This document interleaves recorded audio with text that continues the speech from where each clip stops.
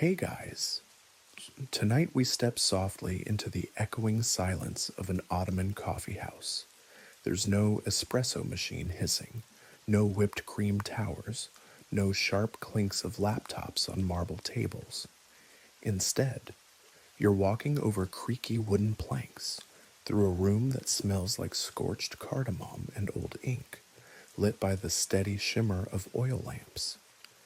The conversations hover in midair, low and warm, like they've agreed not to wake the walls. A few heads turn when you enter, but no one speaks your name. That's part of the etiquette here. Your presence is acknowledged, never announced. And if you're thinking, wait, wasn't coffee all about energy, meetings, deadlines, loud music? Well, not always. In the early days of the Ottoman Empire, coffee wasn't about speed. It was about slowing down, about gentle games and patient gossip, and about learning to sit with yourself and others for hours at a time. So, before you get comfortable, take a moment to like the video and subscribe, but only if you genuinely enjoy what I do here. And if you're listening from somewhere cozy, drop your location and your local time in the comments. I love seeing where this sleepy little history community stretches to now. Dim the lights, maybe turn on a fan for that soft background hum, and let's ease into tonight's journey together. You start in the 16th century, long before the word coffee had made its way onto European menus. You're standing in the port of Mocha, Yemen, and something in the air doesn't quite match the salt and spice. It's roasted, sharp, warm, something rich and bitter carried in sacks through the Red Sea winds. The beans are dry, but they smell like something you'd taste in dreams, smoky, dark, and slightly medicinal. This is where the Ottomans found it, or at least where they noticed it. The original coffee beans came from the Ethiopian highlands, but it was through Yemen that they entered Ottoman life.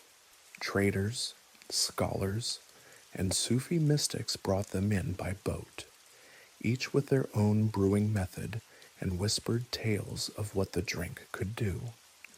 You probably imagine the introduction of coffee as something smooth instead. It arrived with raised eyebrows. Religious scholars weren't sure what to make of it. Was it a medicine, a drug, a dangerous stimulant that might unhinge the social order? Some compared it to wine, and not in a good way. Still, its spread was gentle. It didn't storm the palace.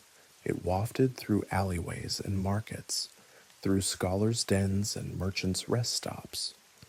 Coffee didn't shout. It invited. It lingered. It found the cracks in public resistance and made itself at home in the hush of twilight conversations. You picture Istanbul, still Constantinople in some memories, where the first real coffee houses appeared.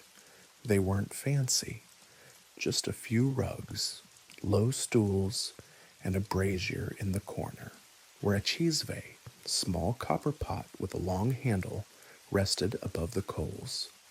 Men would sit, sip, and talk for hours, not to argue, not to conquer the world, just to be near one another in a space that required nothing but patience. Historians still argue whether the very first Ottoman coffee house opened in Tahtakale or along the Golden Horn. Either way, the year was roughly 1554, and the idea caught on like slow fire. These weren't loud places. Think less cafe and more monastery lounge. And here's a fun tidbit. Many of these early coffee houses doubled as informal libraries. You didn't just drink coffee, you read, recited, copied, or debated. Some regulars didn't order anything at all. They just showed up with ink-stained fingers and stayed until the lamps ran low. The sultans watched from a polite distance. At first, coffee was viewed as a novelty, then as a potential threat. People gathering quietly in dim spaces sounds peaceful unless you're in charge of keeping the empire stable, but we're not there yet. For now, the mood is one of discovery. You watch a dervish explain the properties of different roasts, a darker roast for the contemplative mind, a lighter one for long conversations. He says this with complete seriousness. Though the science is, let's say, generous, still, it worked. Coffee became not just a drink, but a companion, a kind of silent participant in long hours of social alchemy. Some say the reason coffee worked so well in Ottoman society is because it didn't interrupt. It gave your mouth something to do while your mind caught up. It softened the silences without breaking them. And the sound, the gentle clink of ceramic against wood, the steady crackle of charcoal, the occasional sigh of someone leaning back in a creaky chair, was as much a part of the experience as the flavor. You wouldn't rush it. You couldn't. Coffee here was an hour-long process. Heat the water, grind the beans, boil, simmer, stir, and serve. There's no paper cup, no plastic lid, no name scrawled on the side in smudged marker. Just you, a narrow cup with no handle, and the expectation that you'll stay a while. Someone next to you offers a small saucer of sugared almonds. Another offers a line of verse. You're welcome to respond, or not. That's the magic of these early Ottoman coffee houses.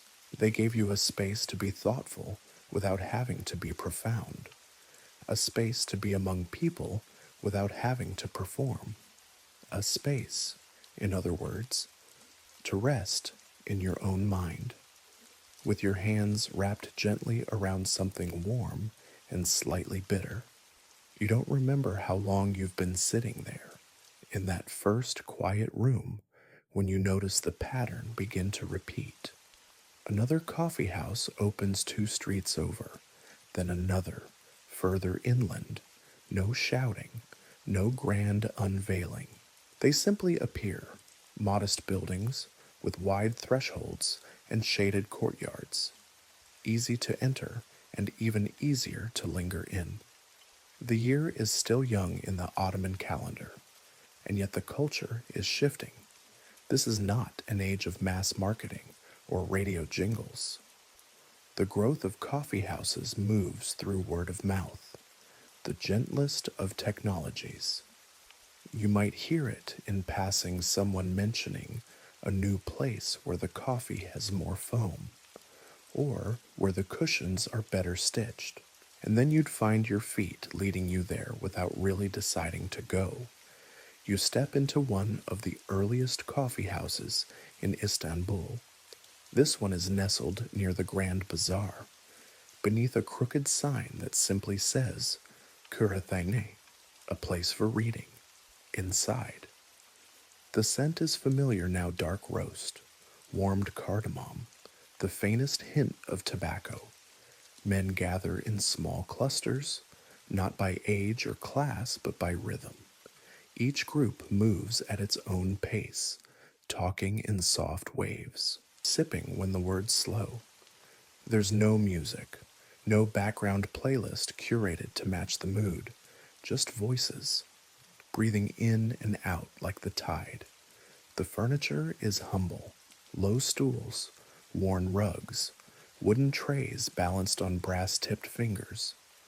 Yet there's a kind of choreography at work. Cups arrive before you notice you're thirsty. Coals are turned before they dim. The server doesn't ask what you want. He already knows. You've been here before, even if you haven't. This sense of slow comfort, of ritual and familiarity, is the secret. The early Ottoman coffee house was not a venue. It was a second home, or a third. for those whose first homes were either too loud or too empty, and yet, for all its intimacy, the coffee house was also public. Anyone could enter. You might sit beside a weaver, a tailor, a wandering scholar, or a retired janissary. The space didn't care for rank, only for presence. Historians still argue whether this open door policy was radical for its time. After all, most other institutions in Ottoman life were stratified by class, guild, or lineage. But the coffee house, it asked only that you come thirsty and leave quietly. Now, a bit of a quirky note, not all coffee houses served coffee. Some specialized in herbal brews, others in tobacco or sweets. A few became known for particular forms of entertainment shadow puppetry, impromptu poetry contests, or readings of epic tales like the Book of Dede Korkut. These weren't wild performances. They were shared exhalations, stories told as though the walls were listening too. Tonight, in this early shop, a young man with ink-stained sleeves is reciting something from memory, not for applause, but because the words refuse to stay inside him. The others listen, not leaning in, not clapping, just breathing together, their cups resting on their knees.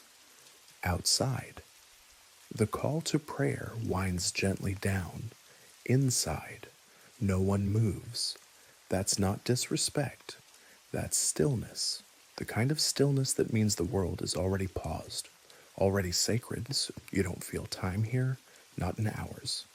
Anyway, only in sips, the first cup is always strong, the second, sweeter, the third, unnecessary, but deeply appreciated. There's no rush. In fact, rushing would be the only real breach of etiquette. And then there's the sezve, the small pot, handmade, long-handled, and blackened from decades of use. A good sezve is like a musical instrument passed down, cleaned daily, and never touched by anyone except the coffee maker. He doesn't speak to the customers. He doesn't need to. His language is the rhythm of boiling, the swirl of grounds, the timing of the pour. You watch him from a corner, his movements meditative. He is priest, conductor, alchemist. The ceiling fans don't exist yet, but small slatted windows let in the breeze. It smells of stone dust and saffron, a reminder that you're still in the heart of a city. And yet, you feel far from it. Here's something strange early travel accounts, by visiting Europeans, often describe these coffee houses as suspiciously calm. A few writers couldn't believe that such places were real. No alcohol, no loud debates, just people sitting, day after day, quietly enjoying each other's company. You think of that now as you sip. The drink is thick, unfiltered, grounds settle like sand at the bottom of your cup. There's a soft bitterness that doesn't bite, only lingers, like an unfinished thought. A man near you begins to hum a melody that doesn't seem to go anywhere. Another slowly polishes the rim of his cup with the edge of his sleeve. There is no urgency, no transaction. The economy here runs on patience and shared warmth. You stand and leave when you're ready. No one calls after you, but someone will remember your seat, your preferred corner, your favorite spice. When you return, it'll be waiting, already warmed by the memory of your last visit. You return just before sunset, and by then, the coffee house feels fuller, not louder, just more lived in. It's the hour when shadows soften and men in caftans sit a little closer, their slippers brushing under low wooden tables.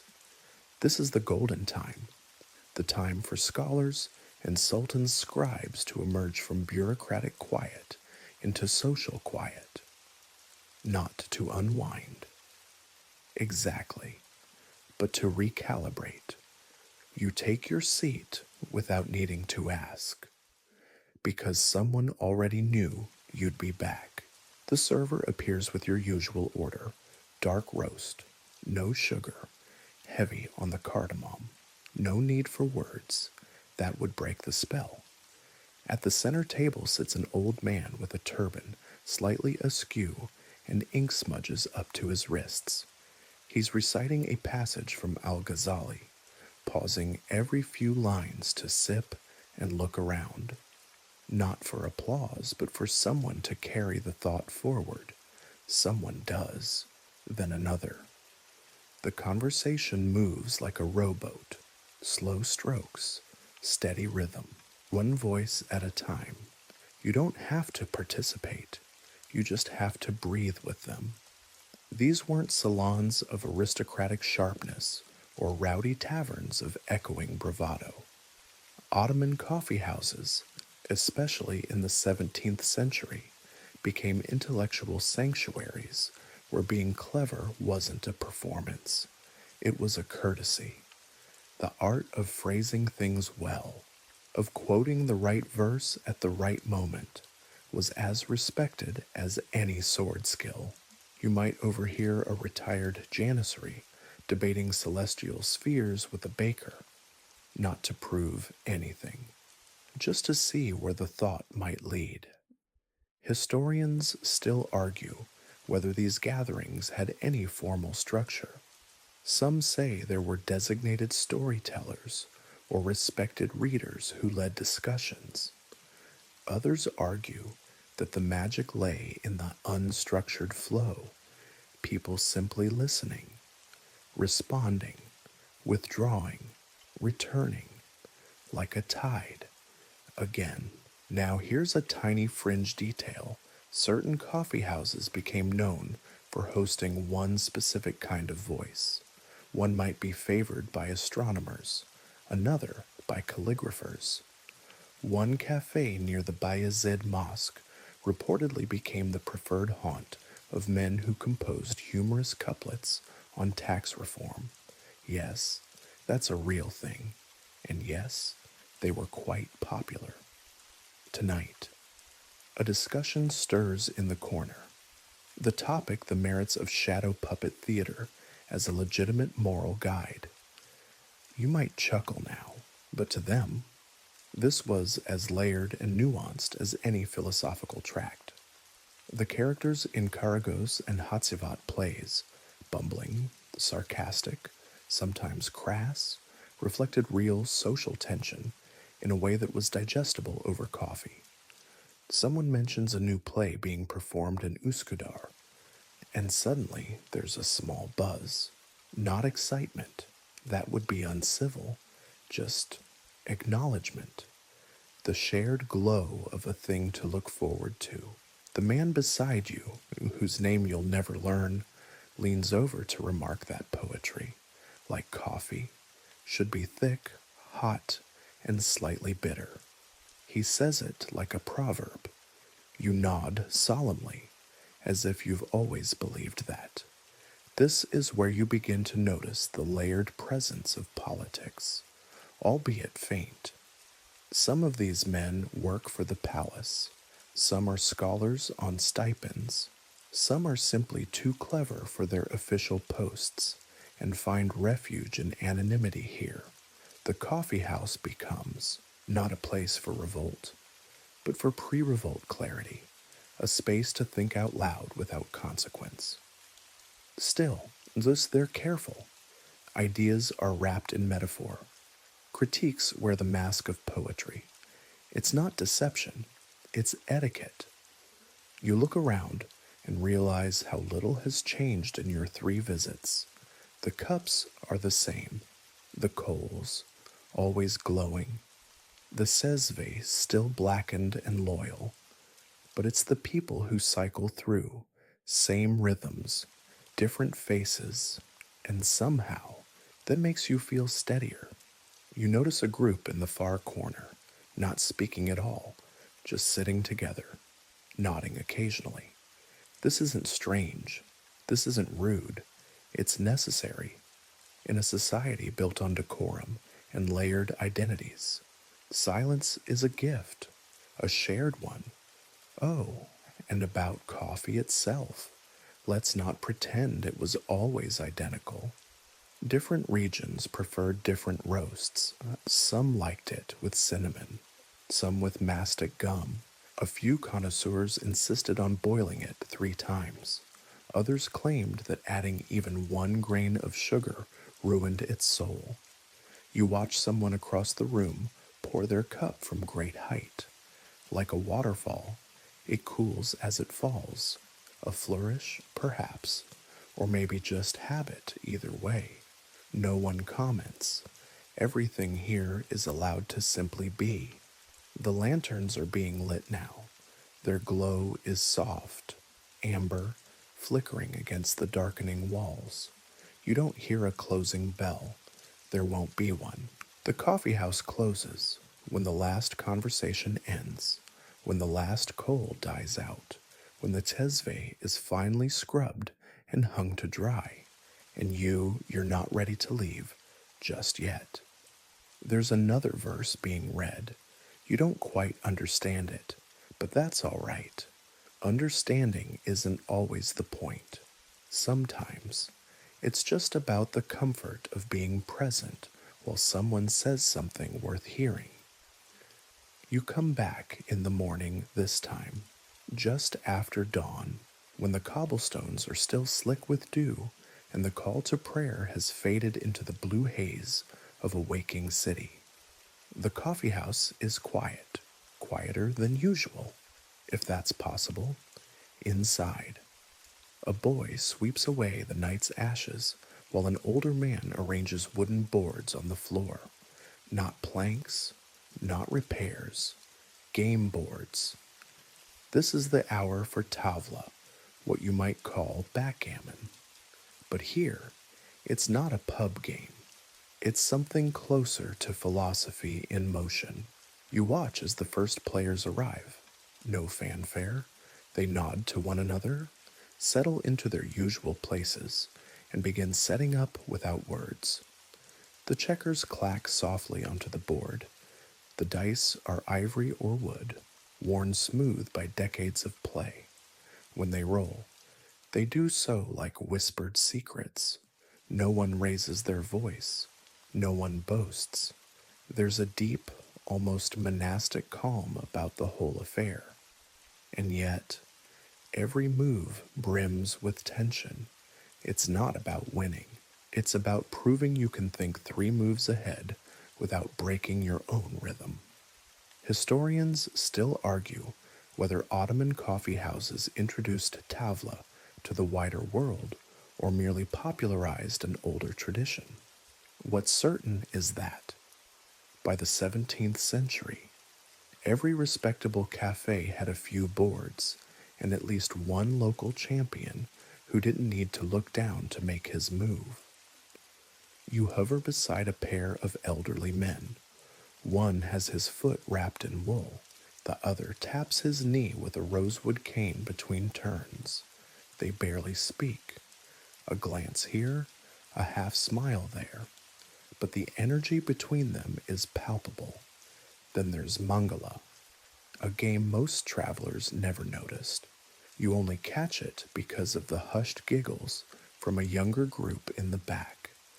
It involves small stones and carved depressions in a wooden tray, an ancestor of modern Mancala, but with its own Ottoman rules, many of which are still debated even today. You crouch low beside the players, who seem too focused to notice. It's a more fluid game than tavla, full of small decisions and tiny betrayals, where a misplaced stone can cost you 5 turns. The rhythm of it is hypnotic, like rain tapping on old wood. And here's the quirk. Some coffee houses developed reputations not just for their coffee or clientele, but for their game culture. One might be known as the place where you could find the best chess partners, another for loud tavla tournaments that were still, somehow, whisper-level affairs. Occasionally, you hear tales of legendary matches. One involved a merchant who wagered a year's shipment of silk over a single game of chess. Another tells of a tavla match that lasted 3 days, with each player allowed one nap and one bowl of lentil soup per day. And yet, these weren't contests of ego, they were rituals. The games were scaffolding around which social intimacy was built. Even losing was a kind of grace. A well-played loss meant you'd be invited back. In one corner, a young apprentice is being taught the proper way to throw dice not too loud, not too soft, and never across the board. The teacher doesn't correct with words. He simply raises an eyebrow, and the apprentice nods, understanding instantly. Meanwhile, the coffee flows. It's stronger now, richer.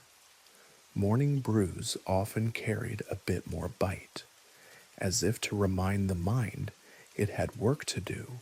You sip and watch, and somewhere in your chest, you feel the world slowing in the best possible way. In the background, the coffeehouse owner adjusts the cushions and inspects the low tables. They've been rubbed with lemon oil to bring out the scent in the wood. Even this, you realize, is part of the ritual. Cleanliness, continuity, care.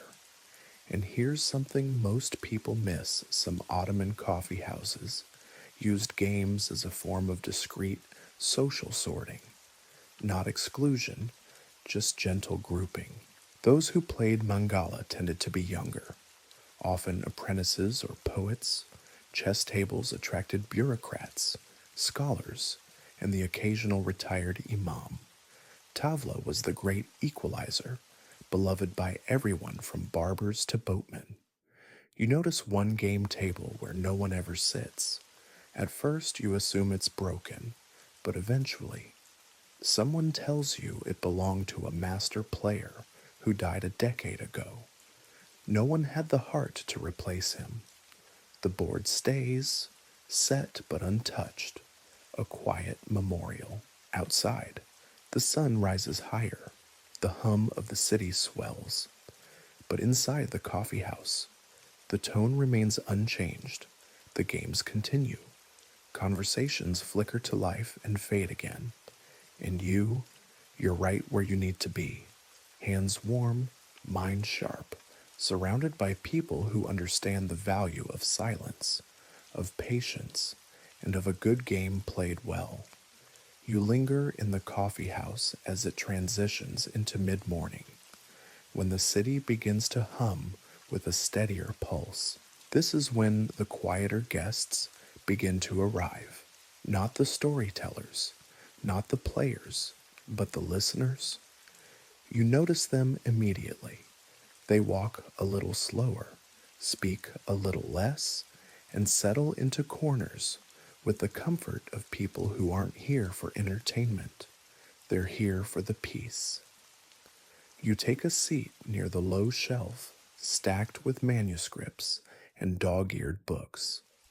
The space is almost reverent, like a study, though no one enforces silence. It simply hangs there, accepted. A few men sip slowly from small porcelain cups, their gazes focused not on anything in particular, but on the soft swirl of steam that rises, dissipates, and repeats. Oh, here, the art is not in what's said, but in how it's heard. A single voice begins to speak near the center.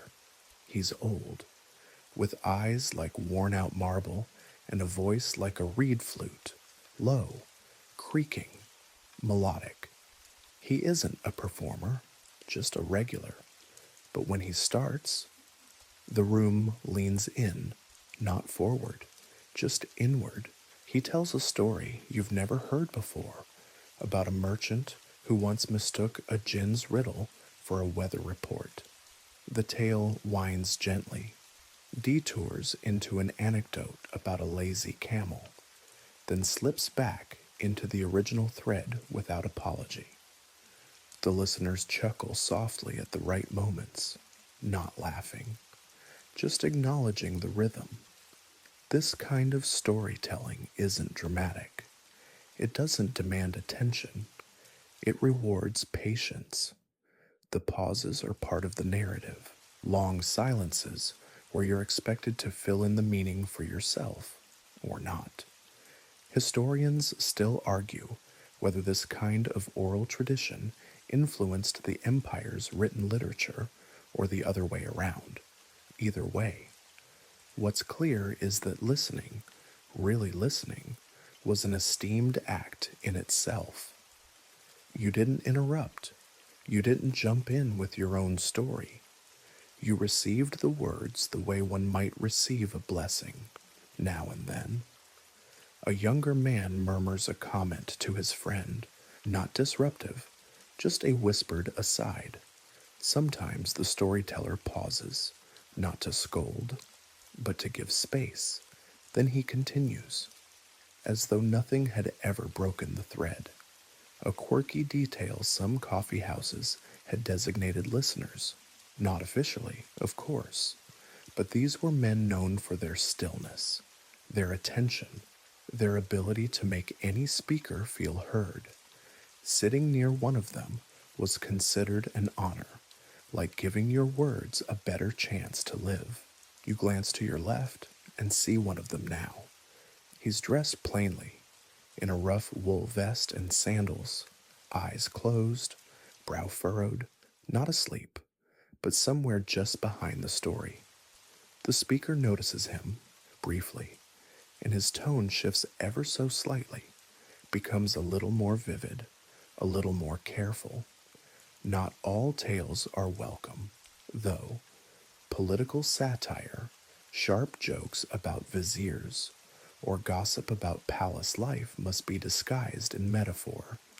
A sultan becomes a lion, a corrupt minister becomes a fox. Everyone knows who's being discussed, but the surface remains polite. The Ottoman elite tolerated these performances only when they stayed within the limits of artful ambiguity. Too direct, and the speaker might disappear for a few weeks, or forever. But even in this cautious space, there's room for quiet rebellion. One story ends with a sly line about a minister's missing slipper, and the room chuckles in a wave. Someone mutters, "Too close to home," and the table gently rattles with knowing smiles. You sip your coffee.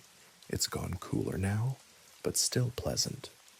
The grounds at the bottom form delicate shapes. One looks vaguely like a bird in flight. Someone beside you sees it too and murmurs, "A sign of peaceful news." You smile. You're not superstitious, but you want it to be true. Here's something unexpected: women rarely entered these spaces. That wasn't law, it was culture. Coffee houses were primarily male domains, though the practice of listening, of storytelling, of attentive silence flourished just as richly in women's spaces, courtyard gatherings, salons, and palace chambers. But here, in this room, it's the men who fall silent at a word, who nod in time with a verse, who murmur agreement with a moral. It is as though the coffee itself deepens the listening, and when the storyteller finishes, there's no applause, just a long exhale from the crowd, a few gentle comments, a moment of stillness. Then the clinking of cups resumes, like a clock restarting after a sacred pause. The man who spoke rises, not slowly, but with grace, and is handed another cup before he reaches the door. He doesn't drink it. He nods, sets it on the nearest tray, and walks out into the light. And you stay a little longer, letting the quiet wrap around you again, because in a world of declarations and declarations, About declarations. Being part of a place where listening matters feels like the rarest kind of rest. You come back on a different kind of day. The door opens slower. The glances are sharper. Something is off, not in the coffee, not in the cushions, but in the air itself. The conversations today are hushed, even by Ottoman standards. There's news. A decree has been read from the mosque pulpit. Coffee houses are to be closed. Again, you take your seat anyway. The regulars are still here, though fewer in number. The brazier is hot, but the chesve sits untouched. No one pours today. They only talk, softly, carefully, sometimes with long pauses between words. It's not the first time this has happened. The relationship between Ottoman authorities and coffee houses was, to put it gently, a little caffeinated since the 1500s. Sultans, grand viziers, and religious leaders have taken turns banning coffee houses for a variety of reasons: moral decay, heresy, sedition, idleness, or just too much enthusiasm. Historians still argue whether these bans were genuinely about coffee or merely a cover for broader social anxieties. After all, a coffee house isn't just a place for drinks, it's a space where people think together. And thinking together, especially quietly, has always made those in power nervous. You hear someone mention Sultan Murad Villaflor in a near whisper. He was the most dramatic of the anti-coffee rulers. In the 1600s, he banned coffee outright, along with tobacco and alcohol. He believed these vices corrupted the soul and maybe the state. One man recalls the legend of Murad escapes wandering the streets in disguise, looking for smokers and coffee drinkers. If he caught one, the punishment was swift and sharp. It's hard to separate truth from myth here, but the fear was real. And yet, even at the height of suppression, the coffee house didn't die. It merely ducked. You hear stories of secret cafes hidden behind barber shops, of coded menus where ink meant coffee and paper meant pastries. Some places disguise themselves as antique shops, with a back room full of steaming cups and quiet men pretending to appraise ceramics. A quirky workaround in some towns. People simply moved the whole experience into their homes, creating semi-public salons where regulars gathered under the pretense of family visits. You'd knock 3 times, quote a line of Hafiz, and be led into a back room that smelled wonderfully illegal. Today's decree is more symbolic than violent. The officials know they won't eliminate coffee houses. They just want to remind people that they're being watched. So the sezve stays on the shelf, and the games are packed away. But the stories, those still drift through the air like incense. You notice something remarkable, even in silence. The coffee house breathes. Someone raises their eyebrows in lieu of a comment. Someone else taps their cup gently, not enough to make a sound, just enough to be seen. These are not protests. These are continuities. And then there's the imam who enters just past midday. He doesn't scold. He doesn't preach. He simply sits, nods to the owner, and begins to recite a line from Rumi. Something about stillness being louder than thunder. Everyone pretends not to hear, but everyone listens. Later, a man slides a book across the floor toward another, not openly, casually, as if it fell from his coat. The receiver picks it up, nods once, tucks it under his cushion. You'll never know what it contained. Poetry? Maybe. Philosophy? A copy of the banned treatise on taxation disguised as a gardening manual. There's a shared language here, invisible to anyone looking in from the outside. Every glance, every sip, every pause is loaded with meaning. And yet, nothing can be proven. That's the genius of the Ottoman Coffeehouse. It teaches its guests to be expressive without expression, vocal without volume. By sunset, someone dares to boil a pot. The hiss is subtle, but unmistakable. A single cup is poured, then passed discreetly to the far corner. It disappears from view. You sip next, though you're not sure how the cup arrived. The warmth feels like a defiance you didn't plan. The grounds at the bottom spell nothing, or everything. No one speaks of rebellion here, not directly, but when power tries to quiet a people's gathering places, and those places respond by growing quieter, but not empty. Something potent stirs beneath the stillness. The bond will lift. Eventually, they always do, and when it does, the Sesve will return to its throne, the games to their tables, the stories to their wandering paths. But for now, the coffeehouse teaches you how to endure elegantly, how to resist gently, how to speak without a sound. You return a few nights later, and the ban has not yet been lifted, but you wouldn't know that by looking. The street outside is dark, unusually so, and the lantern above the door is unlit. But the door itself is slightly ajar, as though left open by accident. You step inside without knocking. The room greets you not with noise or movement, but with confidence. A brazier glows softly at the back. The Sesve is back in its rightful place, steaming like nothing ever happened. Cushions are occupied, games are not on display, but their absence feels temporary. A tray of cups moves silently between tables, like a ghost with good balance. This is not defiance. It's continuity disguised as caution. You get the sense that everyone here has agreed not to discuss the decree. They will not name it, analyze it, or mock it. That would give it too much power. Instead, they will simply outlast it in the far corner.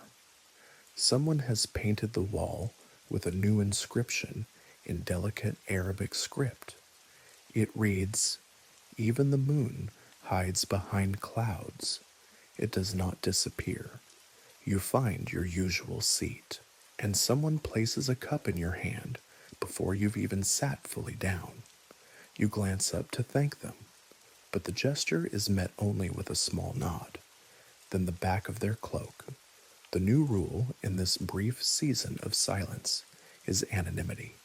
No names, no questions, just shared presence. Historians still argue whether these underground gatherings were widespread or rare. Some say only a few daring cafes has stayed open in Istanbul. Others claim that nearly every district had one, operating on alternating nights, like migrating birds. You overhear a small group at the next table trading stories in code.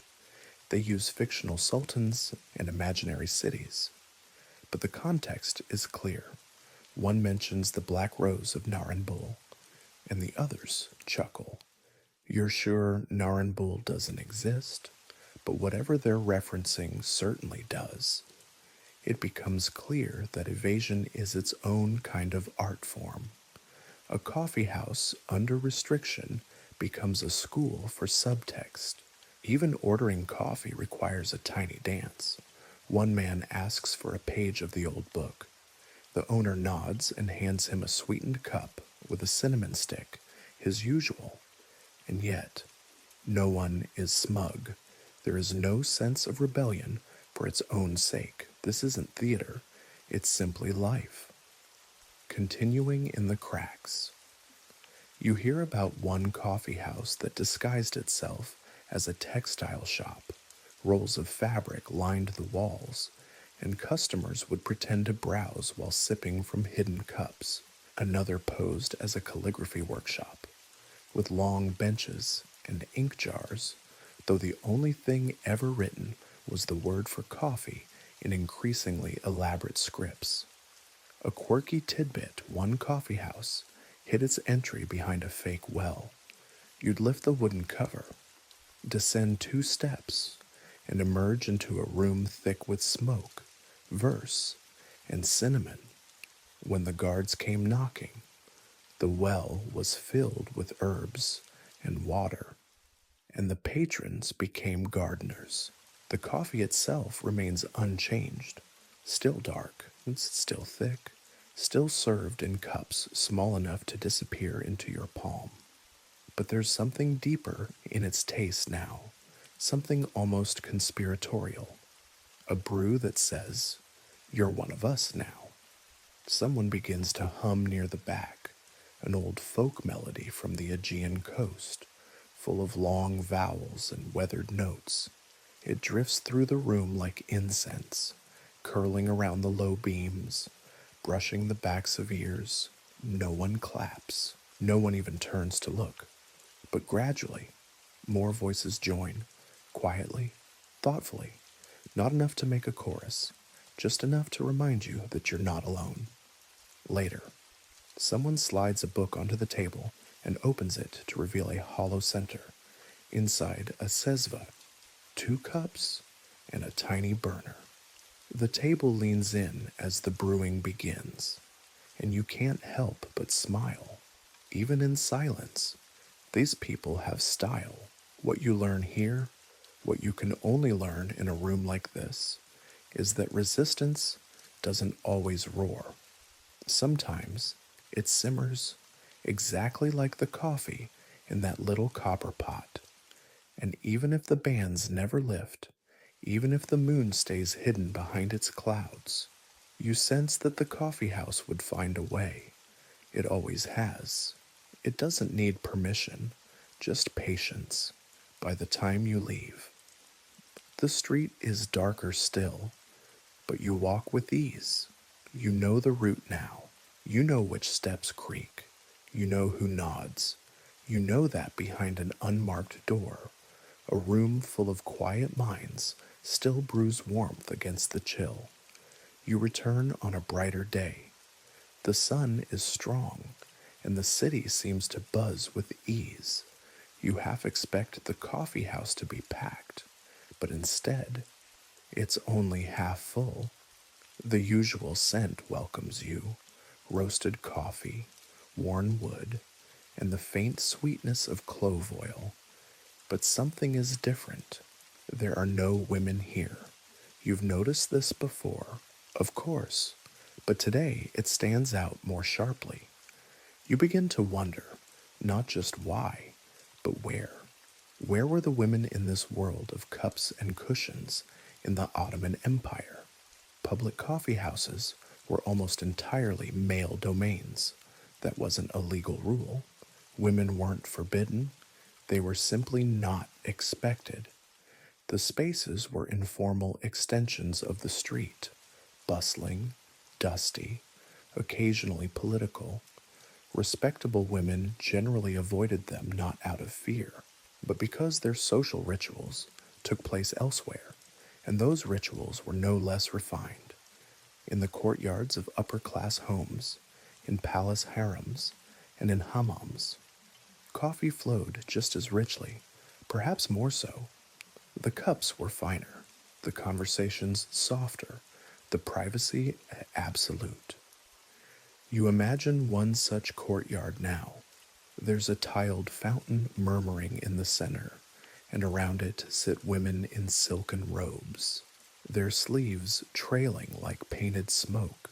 An attendant approaches with a silver tray, upon which rests a coffee set so delicate it could disappear in the light. The woman receiving it wears amber earrings and an unreadable expression. She accepts the cup without speaking. That gesture, in this world, contains volumes. Historians still argue whether women's coffee gatherings in the harem were merely social or subtly political. Some claim they were a form of influence, an informal court where alliances were forged with compliments and tiny porcelain sips. There are stories, rare but telling, of sultanas and royal concubines using coffee ceremonies to signal approval, disapproval, or even quiet warnings to rivals. The presence or absence of sugar could shift the meaning entirely. One sweet cube harmony, none trouble. Three, a gentle mockery. Meanwhile, outside the palace, coffee houses remained male spaces, and yet, women were never far from them in other ways. Many of the beans were roasted and ground by female workers in domestic quarters. Some coffee houses sourced their syrups and sweets from women run kitchens, and in the neighborhoods where male customers gathered in cafes. Women developed parallel gathering spaces, embroidery circles, bathing house lounges, rooftop storytelling groups. A quirky fact in some regions. A bride's coffee making skill was a key part of marriage negotiations. The prospective groom's family would visit, and the bride-to-be would prepare Turkish coffee for the guests. If she made it too sweet, she was considered eager, too bitter, and she was seen as reluctant. Salt instead of sugar that was reserved for teasing the suitor or showing clear disinterest. You sip your own coffee and wonder how many messages you've missed at the bottom of your cup. Back in the coffee house, the atmosphere is unchanged, but now you notice more. A man enters and looks around before sitting, visibly relieved. Another nods toward him, barely lifting his chin, and slides over a cup without a word. It's a ritual of welcome, one developed over decades of repetition. But that same gesture, somewhere else, in another home, might mean something entirely different. You realize that Ottoman coffee culture wasn't just about the space, it was about the message carried by the cup, public or private, male or female, formal or casual. The coffee always spoke. Even the accessories told stories. Men in cafes might use plain, utilitarian cups, but in the palace, cups were inlaid with mother of pearl. At a wedding, the tray might be wrapped in embroidered cloth. In some villages, the oldest woman would be the one to serve coffee as a mark of her wisdom. You lean back and close your eyes for a moment. The hum of conversation fades to a soft murmur. You imagine the unseen half of this culture, the women with their own rhythms, own verses, own rules, somewhere not far from this very cafe.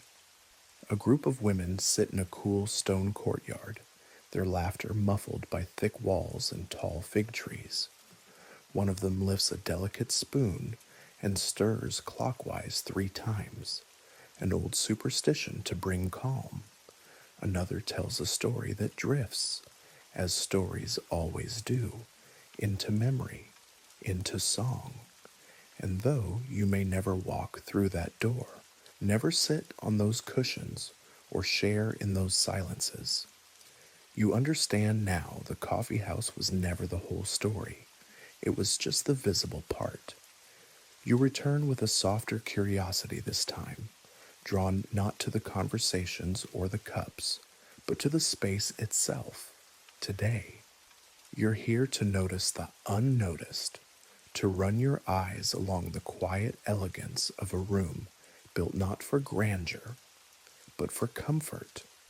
Ottoman coffee houses were not ornate palaces of velvet and gold. They were warm, grounded spaces, the kind of place where beauty whispered instead of announced itself. You sit cross-legged on a kilim cushion, its colors slightly faded from use. Beneath you, The rug is a woven blend of geometric reds and muted blues, its edges curling at the corners like a book that's been read too often. The table before you is low and round, the wood darkened from years of fingertips and tea spills. A small burn mark by your knee hints at a coal dropped long ago. Above you, the walls breathe. Some are painted in soft earth tones, others are lined with wooden panels, carved with verses or simple floral patterns, and in nearly every corner, someone has written something, an inscription, a name, a half finished poem, not graffiti, a conversation with the room. You turn toward the nearest wall and find an Arabic phrase written in delicate calligraphy. The tongue is the servant of the heart. You smile. It feels fitting. Historians still argue whether coffeehouse decor followed any official aesthetic. Some believe there were citywide styles, Iznik tiles in certain districts, painted beams in others. Others insist that coffeehouses grew organically, shaped by the tastes and habits of their owners. But one thing's certain, no two were quite the same. One might hang brass lanterns from every rafter. Another might favor a single oil lamp and a wall of shelves filled with handwritten books. You glance toward the ceiling now. Wooden beams stretch above you, some with verses carved into them so subtly you only notice them when the light hits just right. One reads, "Patience is hotter than coffee." Here's a delightful fringe detail in some cafes.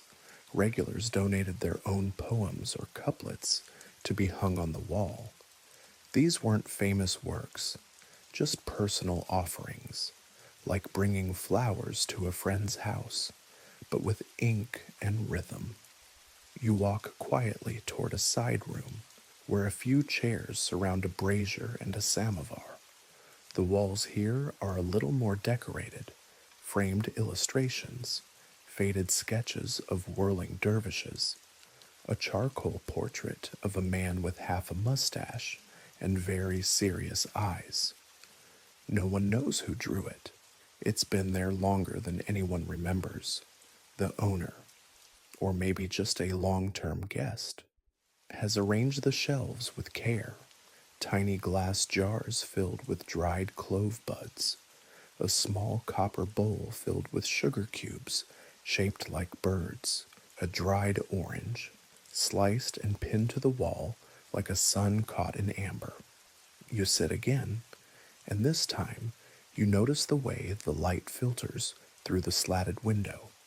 It falls in strips across the floor, catching the steam that rises from the cups and turning it golden. A man across the room carefully unfolds a cloth napkin. Inside it is not food, but a set of dice, a small carved board, and two polished stones. He sets them down as if he's preparing an offering. Another guest plucks a small reed flute from the windowsill and plays two notes, then sets it down. He doesn't continue. He just wanted to hear what the room sounded like in response. That's the kind of place this is. A quirky observation, many coffee houses had a quietest corner, a seat that regulars avoided out of respect. Not because it was cursed or damp or too far from the stove, but because someone once sat there every day for 30 years. And when that person stopped coming, the seat became theirs in absence. You run your hand along the windowsill and find names etched there in tiny letters, hundreds of them, some in Ottoman script, some in Greek, Armenian, Ladino, a reminder that these rooms were not just Turkish, they were cosmopolitan islands. You close your eyes and breathe in. The air smells of wood smoke, cardamom, lemon peel, and something vaguely floral, rosewater, maybe, left over from someone's cologne. The space doesn't need music. The drip of coffee, the rustle of robes, the occasional throat clear, they form their own rhythm. And here's a quiet truth. The decor of a coffee house was never about style. It was about mood. These weren't designed spaces. They were accumulated, bit by bit, sip by sip, verse by verse.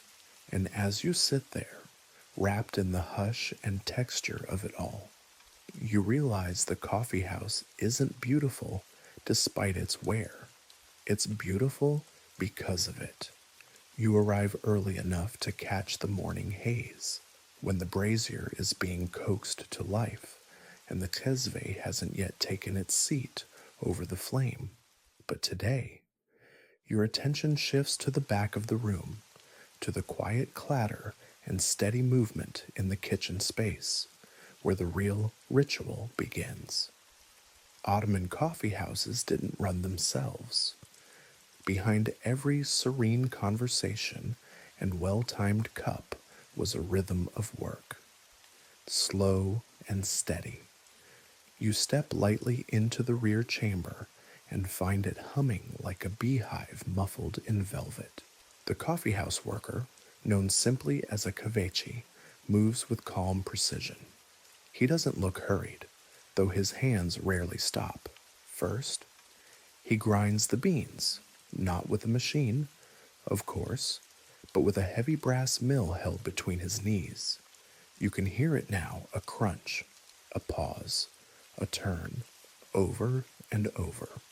The beans become a fine, dusty powder, dark as ink and just as staining.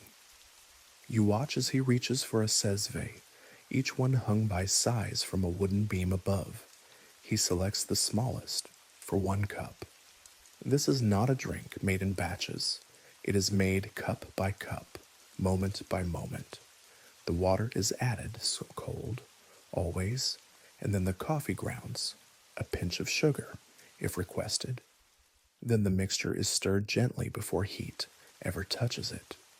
Historians still argue whether the Ottoman method of brewing, slow, indirect, unfiltered, was adopted from Yemeni practice or developed independently. But the ritual remains unchanged for centuries. Never boil too hard. Never stir once it starts. And let the foam rise just so, then remove. Pour slowly. Repeat if needed. You notice how the kavachi holds his breath just before pouring, not from nerves, but from focus. He wants the foam to sit high in the cup. That thin crown of bubbles is a mark of respect. A cup without it is a small embarrassment. A quirky detail some coffee houses trained apprentices for years before they were allowed to touch the sesve. Until then, they cleaned cups, gathered wood, and memorized the regulars' preferences like sacred texts. One famous cafe in Edirne was known to host weekly foam contests, where young workers competed to see whose cup held its crown the longest. The winner was treated to a spoonful of sweet tahini. You glance toward a shelf filled with tiny tools, a brass ladle, a spice drawer, a thin needle used to stir delicate brews. There's even a pair of copper tongs, used to place sugar cubes silently onto saucers. Everything has its role. Everything has its gesture. The kitchen isn't loud. It clicks and breathes. Firewood settles, metal clinks. A wet cloth is wrung out and folded just so. From here, the line between performance and preparation disappears. The act of making coffee becomes as meaningful as the drink itself. The kafechi never calls attention to his work. And yet, everyone in the main room can sense when he's focused. Conversations soften slightly. The rhythm adjusts. The process isn't fast. That's part of the point. Coffee is not meant to arrive on demand. It arrives on invitation. You sit on a small stool just inside the kitchen threshold and notice a stack of trays by the door. Each one is round, with shallow sides and tiny indentations where cups sit snugly.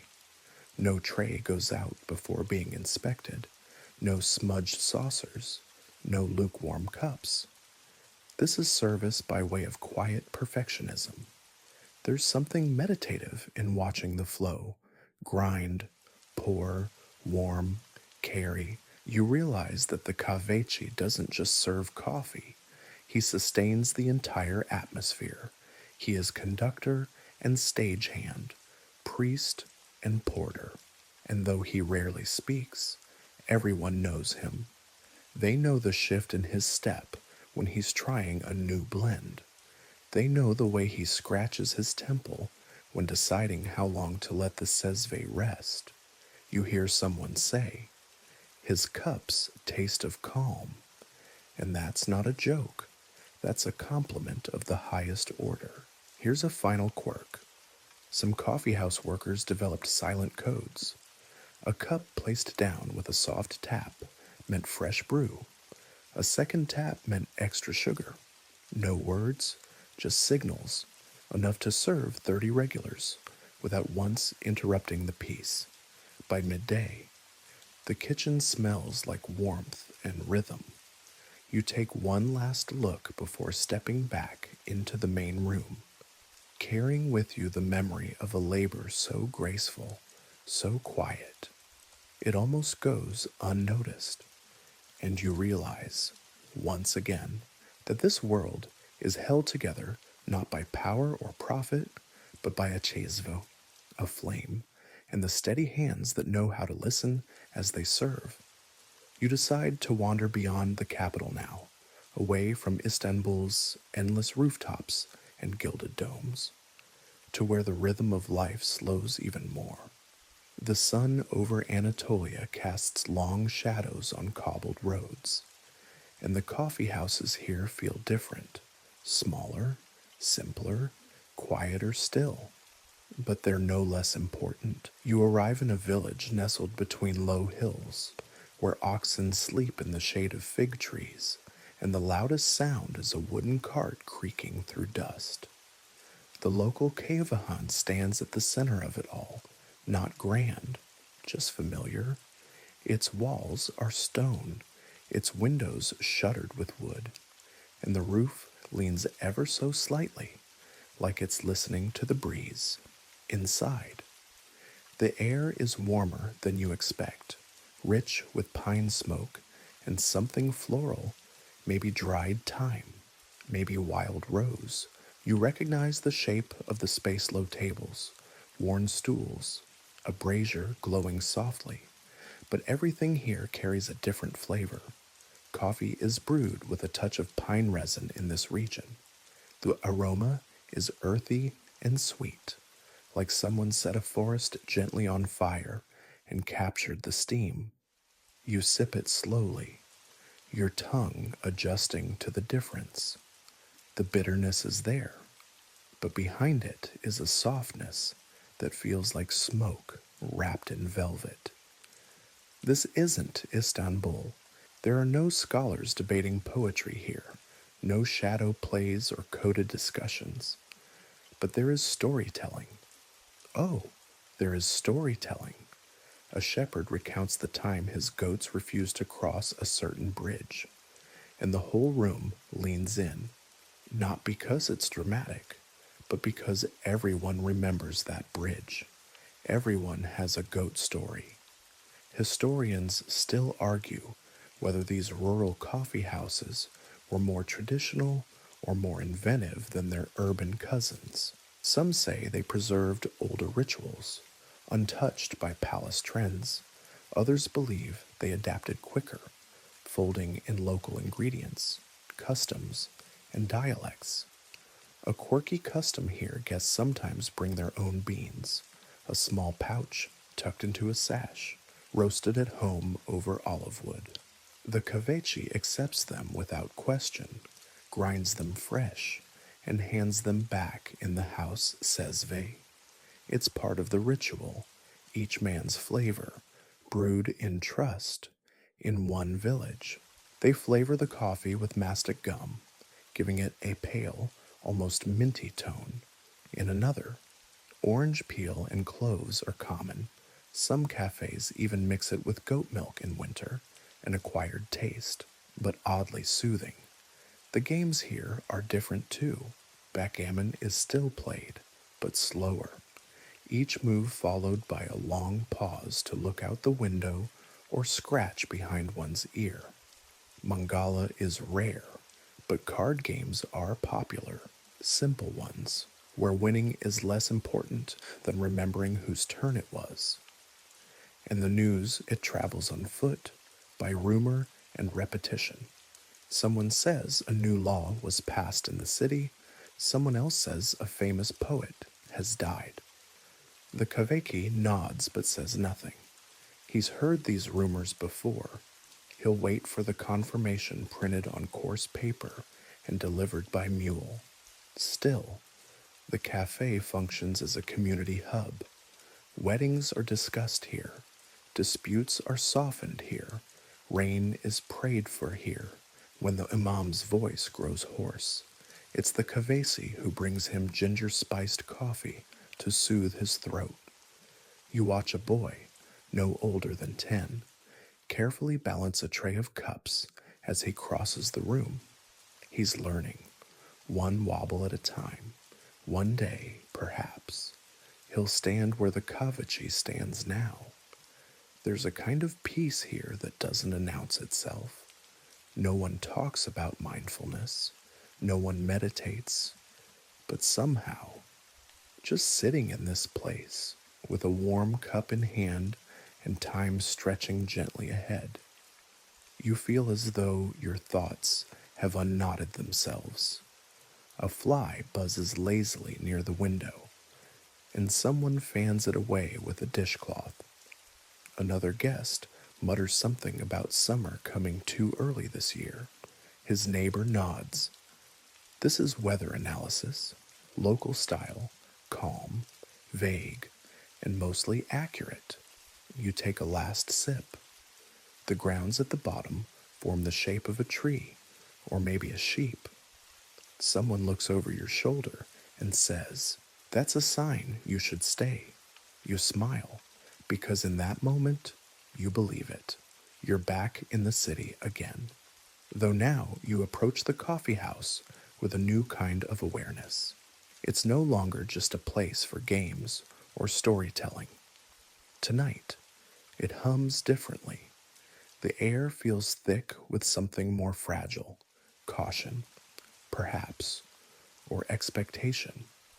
You enter quietly, and already you know this is a place where politics wears slippers. There are no banners here, no manifestos, no passionate speeches, just low voices and longer than usual silences. Still, you can feel it. Something is stirring beneath the usual murmurs. The Ottoman Coffeehouse, always a haven for casual conversation, has become something else, a cautious clearing in the dense forest of state power. You take your seat near a group of men speaking in metaphors. One tells a story about a merchant whose donkeys refuse to climb a certain hill. The others nod, and somehow everyone knows the donkeys are bureaucrats. The hill is a tax, and the merchant might not be so fictional. This is how political discourse thrives here, not in declarations, but in parables. There's a safety in indirection. A fox can stand in for a vizier. A windstorm can mean policy change. A cup tipped too soon can signal discontent. Historians still argue whether these coffeehouse conversations ever led directly to revolts. Some insist that they merely reflected the anxieties of the time. Others claim they were crucibles for dissent, places where the first cracks in old orders quietly widened. You watch a man unroll a small scroll beneath the table. It's not official.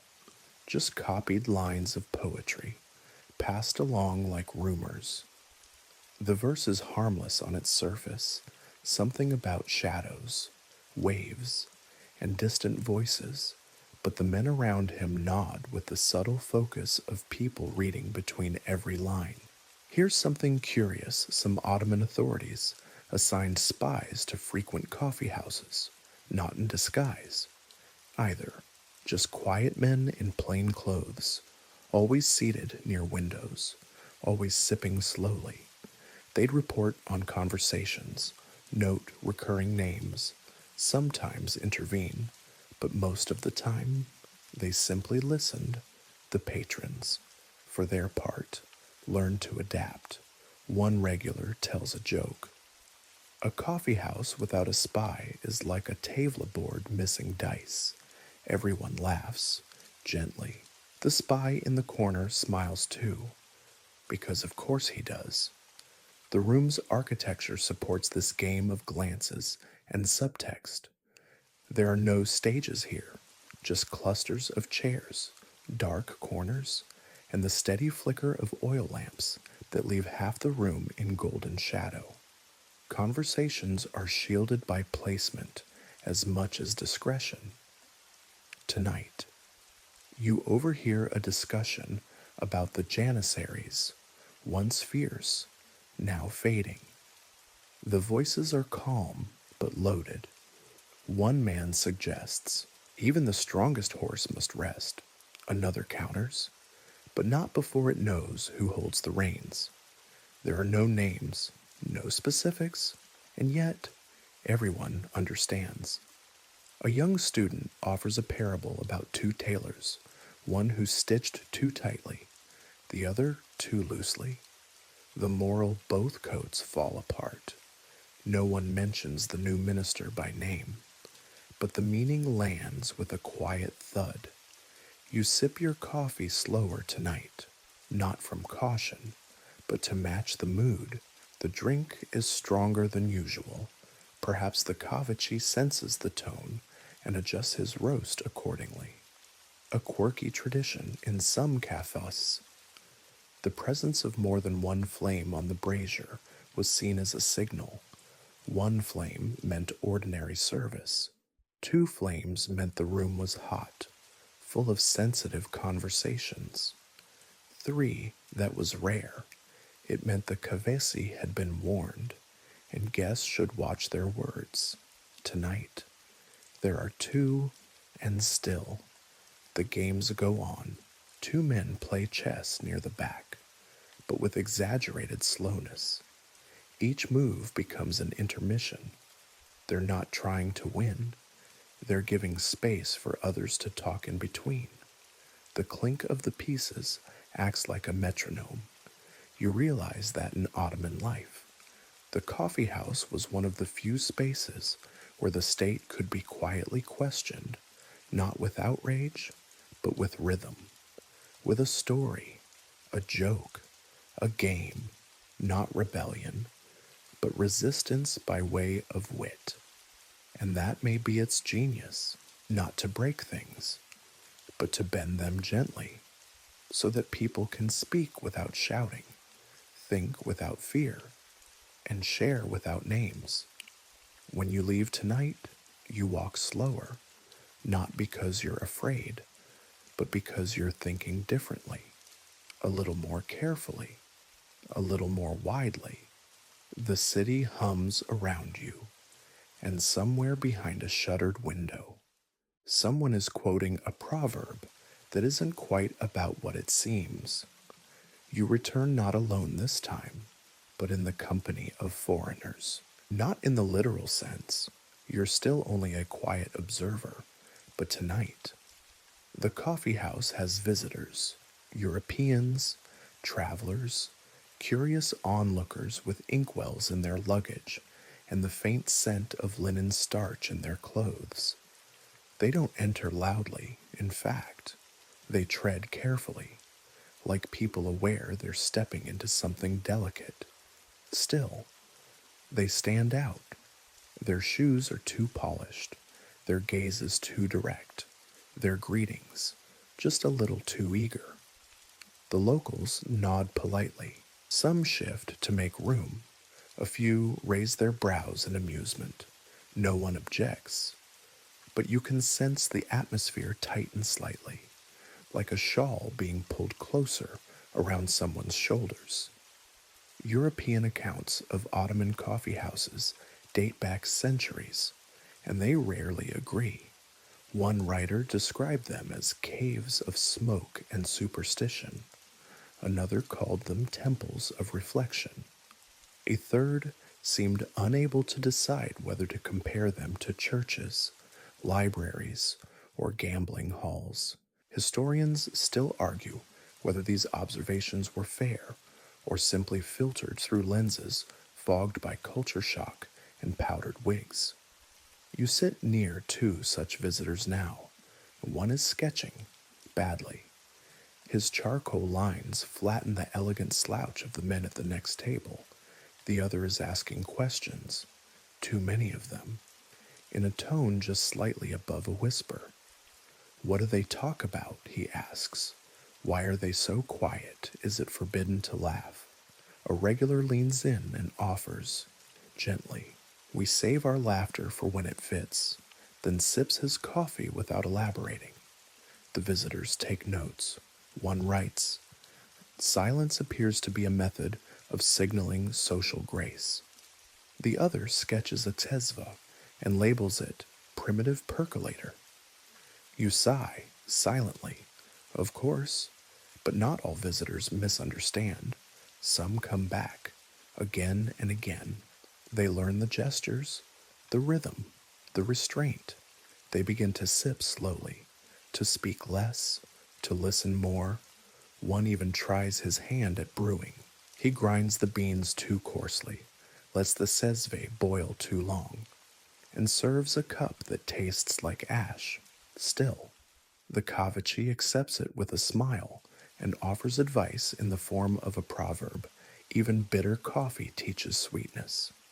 A quirky tidbit, some travelers were so taken by the experience that they tried to recreate Ottoman coffeehouses back home.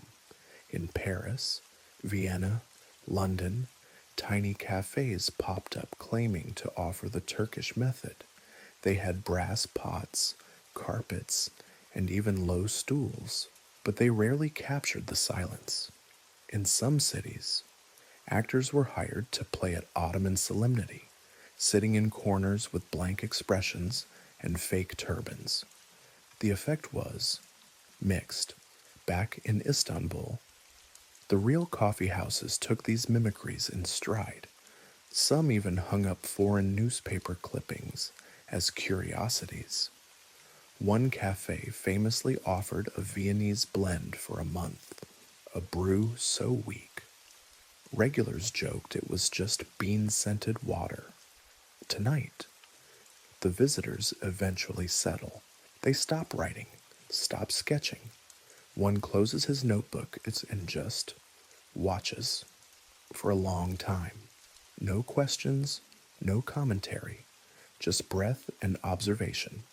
You realize that for all their differences, everyone in this room is here for the same thing, a kind of stillness that doesn't ask for proof, a space where time slows, and the world rearranges itself into something smaller, quieter, and oddly clearer. Someone tells a story about a parrot that learned to quote poetry. The room laughs. Yes, laughs, quietly, gently, but fully. One of the visitors joins in, too late but sincerely. It's enough. You sip your coffee, the grounds settle, the lamp flickers, and for a brief moment, there's no difference between locals and guests, scholars and strangers. There are only people, and a silence that has learned to welcome everyone. Eventually, you return on a drizzly afternoon when the stones of the street are slick and the sky presses low over the rooftops. It's the kind of day when the city seems to walk slower, and every door you pass smells faintly of damp earth and warm spices. You step into the coffee house, and the scent hits you like memory cardamom, charred wood, and something sweet, maybe rosewater, maybe clove. This time, you don't sit right away. Instead, you watch the ritual unfold from the threshold. A young man is being taught how to serve, not how to make coffee, but how to carry it, how to approach, how to offer it. There's choreography to it. The tray is held flat against the hip. The approach is diagonal, never direct. The server lowers his gaze as he reaches the table, not in submission, but in respect. The cups are placed gently, without clink or rattle, if the guest is older. The cup is offered with two hands. If it's a return visit, a quiet smile is added. If the guest is grieving, the coffee arrives unsweetened, unless otherwise requested. You finally sit, and your cup is delivered with effortless precision. The foam is thick, unbroken. The handle of the tiny spoon rests at exactly 4 o'clock on the saucer, pointing toward your dominant hand. It's not coincidence, it's training. Historians still argue whether Ottoman coffee service etiquette evolved from palace protocol or domestic habit. Either way, it's an art form now, a subtle ballet of intention and gesture where every motion speaks. Here's a curious detail in some coffee houses. The way the sesve was held told you everything. Handle toward the heart, a friendly gesture. Toward the fire, a warning. Upright on the tray, the server was new. Tipped slightly to the side, the server remembered your last visit. And what about the cups, thin-rimmed, handleless, often resting in filigree holders called zarf? The zarf protected your fingers from the heat and, in the finer coffee houses, served as a miniature frame, metalwork that cradled the cup like a jewel. You glance down at yours. It's brass, simple but engraved, around the rim. A verse etched in tiny letters. Time does not ask permission. You trace it absently with your thumb across the room. Two men are debating the proper moment to serve the coffee, before or after the guest is seated.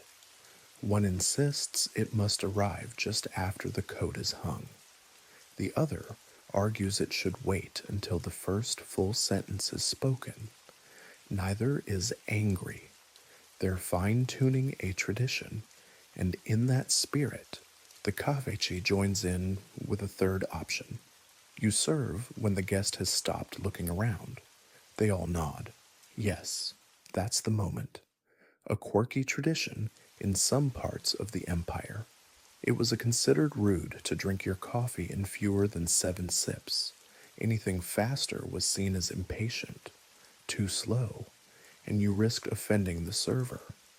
There was a rhythm to it, like a shared breath, stretched across a porcelain pause. You begin counting your own sips, almost without thinking. 1, warm. 2, still bitter. 3, yes. There it is, the comfort at the center of the cup. A regular leans across and says, "The 4th sip is where the truth lives." You smile, not because you agree, necessarily, but because it sounds right. The ceremony doesn't end with the coffee. When the cup is finished, it's placed back in the center of the saucer. If the spoon is left inside, it means thank you. If it's removed and wiped, it means I'll have another. If it's balanced across the rim, not now, but later. The room observes these signs like birds watching weather.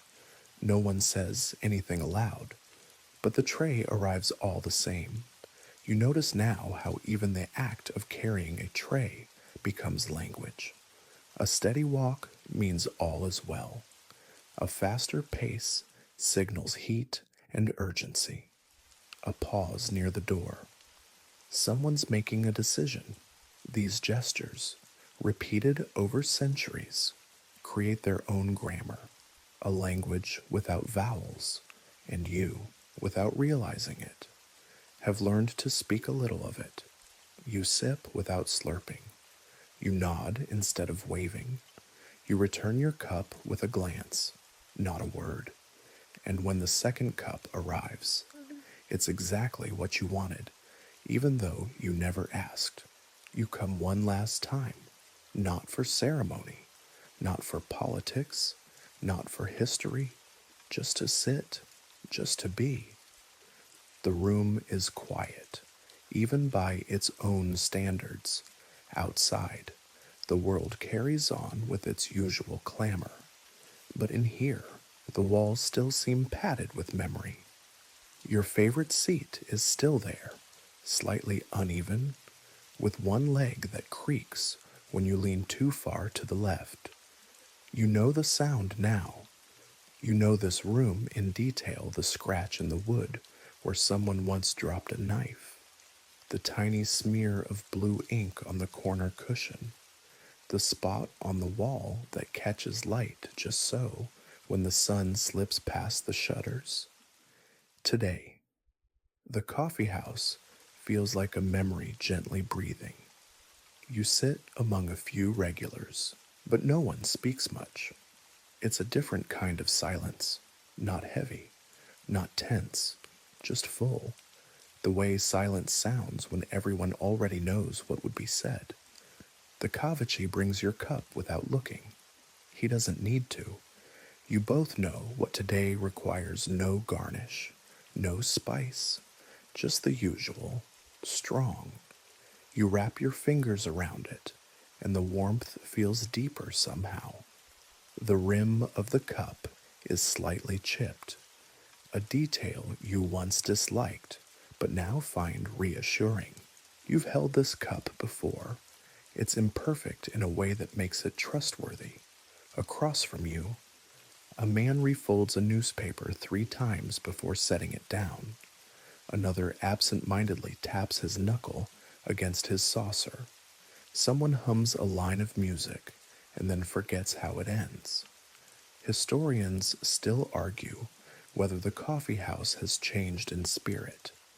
They point to smartphones, TVs, electric kettles, Wi-Fi passwords. They debate whether the essence survived modernization or whether we've been drinking nostalgia all along. But here's the truth you've learned. The coffee house isn't a time period. It's a way of being. It's a room that teaches people how to share time, gently, respectfully, with enough quiet to hear yourself think. A quirky practice? Still observed in a few places today, regulars leave coins pressed into wooden beams, not for luck, not for tipping, just as a mark, a tiny offering to time itself.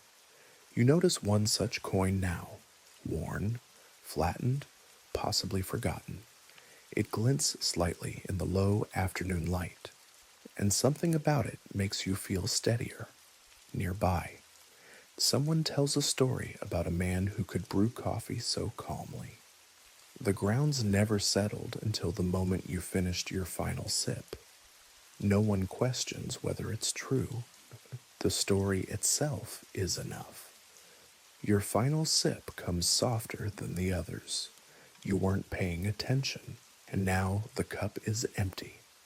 You set it down slowly and lean back, letting your shoulders ease into the cushion behind you. And then something unusual happens. The Kavachi steps out from behind the brazier and joins you. Just sits, doesn't speak, doesn't serve, just sits.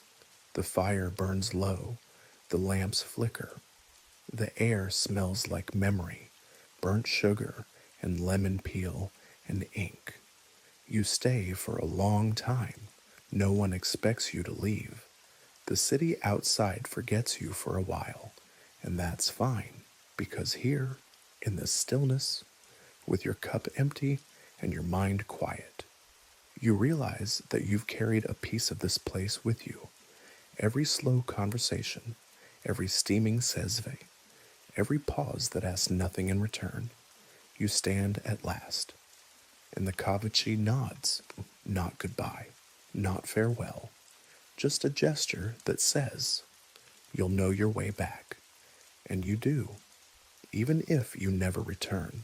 So now, as you sink back into your own cushions, far from the warm hush of Ottoman cafes, you let your breath slow. There is no need to remember every detail. The chipped saucer, the polished copper, the poems murmured beneath breath. They'll come back to you later, if they need to, perhaps as a scent of cardamom in someone's kitchen, or the faint hiss of boiling water on a quiet morning. You carry the stillness with you now, that soft, enduring quiet that those old walls held so carefully, a quiet built not of absence, but of welcome. Let your shoulders fall a little deeper into the bed. Let your mind drift gently, not toward answers, but toward the spaces between them, toward small gestures, tiny cups, rooms where nothing was demanded but presence. Outside, perhaps, the world is still rushing. The news is loud, the light too bright. But here, in this corner of memory, it is always just before dusk. The lamp glows, the coffee steams, the cup rests warm in your palm. Let yourself settle, let your thoughts curl gently, like steam lifting into lamplight. No need to rise, no need to speak. The sezve has been set down, the tray has been cleared, the stories have all been told for now.